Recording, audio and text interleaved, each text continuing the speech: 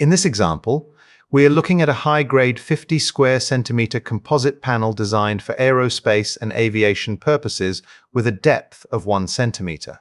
On both sides of the panel, there are fabricated delaminations. First, we look at the real-time response at 42 kHz when excited by 2 piezos at the same time. As you can see, there is quite a bit of environmental noise here, and it is challenging to see what is going on. This is, however, easily handled in our processing, as demonstrated by this numerical recording done over a few seconds at the same single frequency.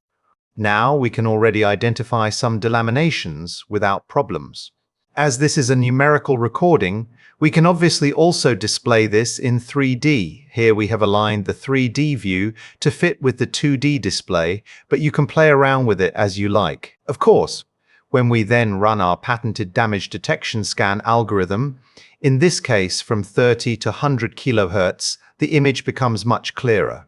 At this point, it is worth mentioning that the delaminations have varying depth and size. The shallowest ones are at the bottom, and the deeper ones are at the top. The delaminations on the right-hand side are square-shaped, and the ones on the left-hand side are circular-shaped.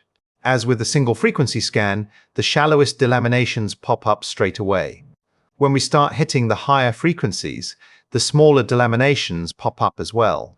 Remember that what you are seeing here is happening in real time, and that no speed-up has been made in post-processing or video editing.